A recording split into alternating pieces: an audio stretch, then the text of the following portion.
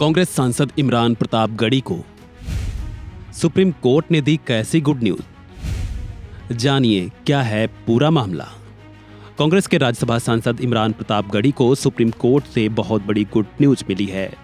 दरअसल supreme court ने प्रतापगढ़ी को गुजरात पुलिस से जुड़े एक केस में राहत दे दी। गुजरात पुलिस की तरफ से दर्ज एफआईआर सुप्रीम कोर्ट ने शुक्रवार को रद्द कर दी। ये केस उनके एक इंस्टा पोस्ट से जुड़ा हुआ था, जिसको लेकर केस दर्ज किया गया था। कोर्ट ने सुनवाई के दौरान निचली अदालत और पुलिस के रवैये पर भी सवाल उठाया, साथ ही अभिव्यक्ति की स्वतंत्रता को लेकर भी जोर दिया। केस रद्द होने को लेकर प्रतापगढ़ी भी काफी खुश नजर आ रहे हैं।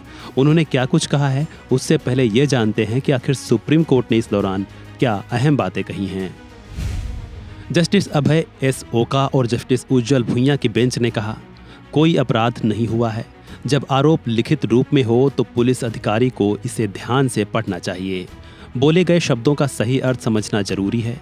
कविता में हिंसा का कोई संदेश नहीं है, बल्कि यह अहिंसा को बढ़ावा देती है। ये तो रही सुप्रीम कोर्ट की अहम टिप्पणी। अब प्रतापगढ़ी को भी सुन लीजिए, आखिर उन्होंने इस मामले पर सुप्रीम कोर्ट का धन्यवाद करते हुए क्या कहा। सबसे पहले तो माननीय उच्चतम न्यायालय का बहुत शुक्रिया अदा करूंगा कि उन्होंने एक बहुत अहम फैसला दिया। ये फैसला सिर्फ एक इमरान प्रतापगढ़ी के लिए राहत नहीं है, बल्कि इसका संदेशा दूर तक है। जिस तरह से अभिव्यक्ति की स्वतंत्रता का लगातार हनन किया जा रहा है, लोकतंत्र में जो सबसे खूबसूरत बात थी भारत के कि आपको अभिव्यक्ति की आज़ादी थी, और कम से कम कला, आर्ट, कोई भी आर्ट हो, कोई भी फॉर्म हो, पोइट्री हो या फिर ड्रामा हो या फिर और कोई आर्ट का फॉर्म हो, जिस तरह से उसको टारगेट करके पिछले 10 सालों में मौजूदा सरकार ने उसको कुचलने की कोशिश की है, उसके खिलाफ जो सुप्रीम कोर्ट का आज का ऑब्जर्वेशन के साथ साथ जो पॉइंट्स उन्होंने लिखे हैं, उनके लिए बहुत मुझे लगता है कि बहुत धन्यवाद मैं देता हूं। और मैं मेंबर ऑफ पार्लियामेंट हूं, बेसलेस एक एफआईआर मेरे ऊपर हो जाती है और उसके बाद मुझे इतना परेशान होकर माननीय उच्चतम न्यायालय तक आना पड़ता है, तब जाकर के मुझे न्याय मिल पाता है।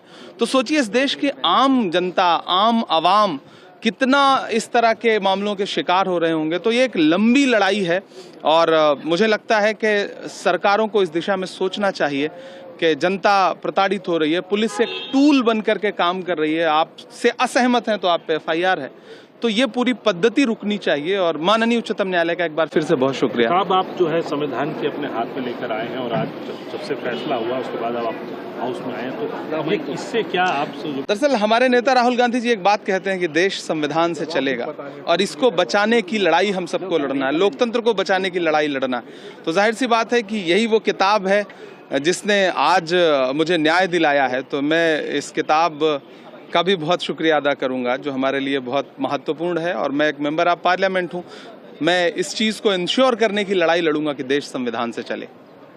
धन्यवाद।